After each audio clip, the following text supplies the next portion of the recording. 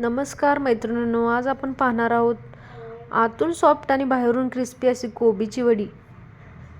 ज्यांना कुणाला कोबी खायचा कंटाळा असेल त्यांनाही अशी वडी बनवून द्या, ते खूपच आवडीनं खातील।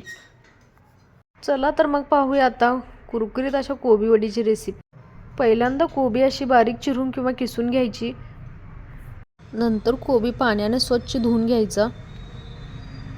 कोबी अशी स्वच्छ धुवून झाल्यानंतर आता आपण कोबीतलं सगळं पाणी काढून घ्यायचं। कोबीमध्ये जराही पाणी न राहिलं पाहिजे, अशा पद्धतीने कोबीमधलं सगळं पाणी काढून घ्यायचं। एखाद्या चाळणीत किंवा अशा प्लॅस्टिकच्या टोपलीमध्ये कोबी ओतून त्यातलं सगळं पाणी निथळून घ्यायचं।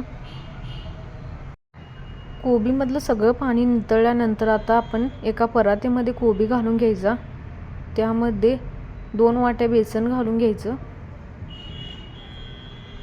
बेसन घातल्यानंतर अर्धी वाटी तांदळाचं पीठ घालायचं। त्यानंतर आलं लसूण पेस्ट घालायची, थोडासा गरम मसाला, 1 चमचा हळद, 1 चमचा जिरे, 1 चमचा ओवा आणि थोडीशी तीळ, अर्धा चमचा सोडा आणि मी काल बनवलेला मिरचीचा ठेचा घालून घेतला आहे। मिरचीचा ठेचा नसेल तर तुम्ही मिरच्या मिक्सरमधून बारीक करूनही घालू शकता। आणि मीठ सगळ्यात शेवटला घालायचं आहे, कारण की कोबीला जास्त पाणी सुटतं मिठामुळं, त्यामुळे मीठ शेवटला घालायचं आहे। सगळं घालून झाल्यानंतर छान असं सगळं मिक्स करून घ्यायचं। सगळे मसाले कोबीला लागले पाहिजेत असं सगळं मिक्स करून घ्यायचं। मीठ घातल्यामुळे कोबीला पाणी आपोआप सुटतं, त्यामुळे ह्या रेसिपीला जास्त पाणी घातलं तर पीठ जास्त पातळ होतं आणि पीठ जास्त पातळ झालं की वड्या आपल्याला करता येत नाहीत। त्यानंतर थोडीशी कोथिंबीर घालून घ्यायची।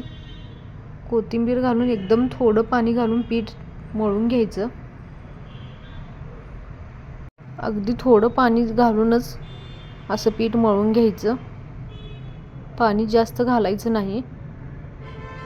पाणी जास्त घातलं की पीठ खूप पातळ बनतं आणि त्यामुळे वड्या करायला त्रास होतो, त्यामुळे पाण्याचा वापर कमीच करायचा। मिठामुळे ऑलरेडी कोबीला पाणी सुटलेलं असतं। पीठ असं सगळं एकत्र करून छान असा पिठाचा गोळा बनवून घ्यायचा।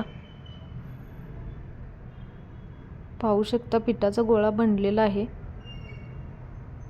आता आपण याच्या गोल आकाराच्या वड्या करून घेऊया। तुम्हाला ज्या शेपमध्ये हवं त्या शेपमध्ये अशा वड्या बनवू शकतात। तुम्हाला चौकोनी पाहिजे असेल तर चौकोनी, नाहीतर ह्याचे असे गोल गोळे बनवून सुद्धा हे वडे तळू शकता।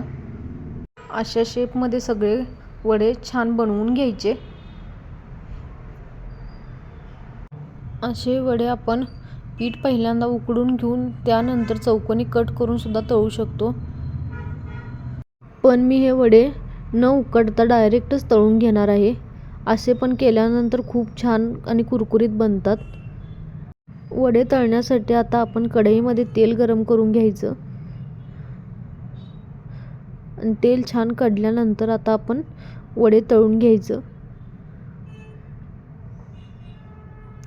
एका वेळी आपण 2-2 वडेही तळू शकतो। छान असं गोल्डन फ्राय होईपर्यंत वडे तळून घ्यायचे। लो फ्लेमवर वडे आपण तळून घ्यायचे। आपण सोडा घातल्यामुळे तेलामध्ये असे वडे फुलतात छान आणि खूप क्रिस्पी बनतात। एकसारखं दोन्ही बाजूने असे वडे छान तळून घ्यायचे कुरकुरीत होईपर्यंत। पाहू शकता आता आपले वडे छान तळून झाले आहेत आणि कलर पण खूप छान आलेला आहे। आता अशा प्रकारे आपण दुसरे आणखीन वडे तळून घ्यायचे,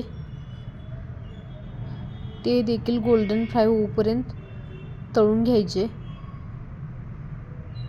घरी आपण कोबीची भाजी केल्यानंतर खाऊन शिल्लक राहिली की आपण अशा प्रकारे वडे बनवू शकतो। शिल्लक राहिलेली भाजी टाकून देण्यापेक्षा अशा प्रकारे वडे बनवून खायला खूप टेस्टी लागतात। छान क्रिस्पी असे वडे बनवून तयार झाले आहेत. पाहू शकता कलर पण खूप छान आलेला आहे. जेवढे वडे आपण चांगले फ्राय करू तेवढे वडे क्रिस्पी बनतात आणि खायला खूप टेस्टी लागतात. तुम्ही देखील कोबीचे असे वडे नक्कीच करून पहा. असे सॉस सोबत किंवा मेयोनीज सोबत खायला वडे खूप छान लागतात. चटपटीत आणि कुरकुरीत अशी वड्याची रेसिपी तुम्हाला कशी वाटली मला कमेंट करून सांगा. आणि माझा व्हिडिओ आवडल्यास व्हिडिओला एक लाईक करा आणि व्हिडिओ शेवटपर्यंत नक्की पहा. आणि तुमच्या मित्रमैत्रिणींना हा व्हिडिओ शेअर करा. आणि अशाच माझ्या नवनवीन व्हिडिओसाठी चॅनलला सबस्क्राईब करा. थँक्यू.